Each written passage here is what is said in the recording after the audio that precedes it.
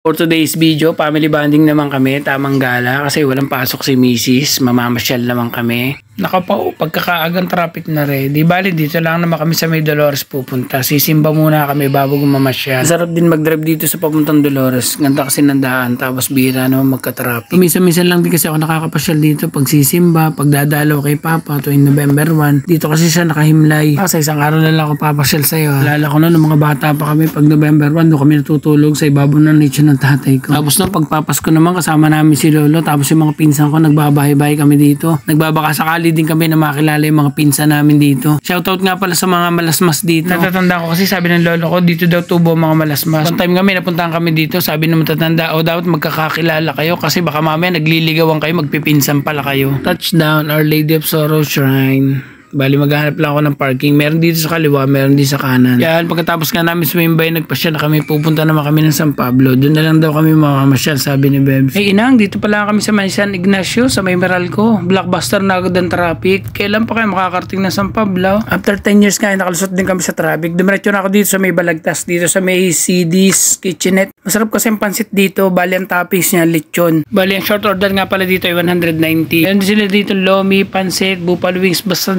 bay na lang kayo kung gusto yung umorder. Ayan, at inabot na nga ako ng ulan, kaantay. Pero sulit naman talaga, sadyang masarap kaya binabalik-balikan. Pwede rin kayo umorder dito ng bila-bila o depende sa inyo kung anong trip nyo. Meron silang mga listahan, basta drop by na lang kayo kung gusto yung matikman yung masarap na pansit. Siyempre, ang kaulam niya sliced bread kaya bumili na rin ako. Pagkabili ko nga, dumiretso na agad ako dito kay mama. Dito namin to kakainin. Dahil nagutom kami sa traffic, ayan, ipinatong ko lang yung cellphone dyan. Ang gulo-gulo. So, sobrang gutom siguro. Ang pangit na ng kuha ko.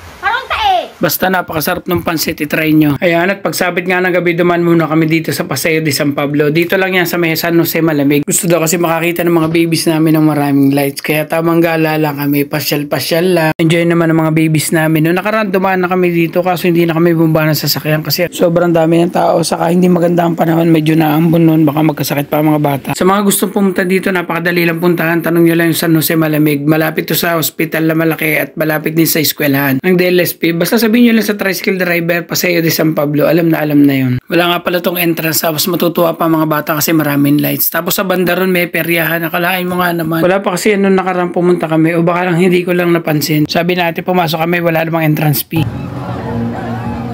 Okay, pwede pang kibigitness muli, wala na tayo mga suki. Okay na ba?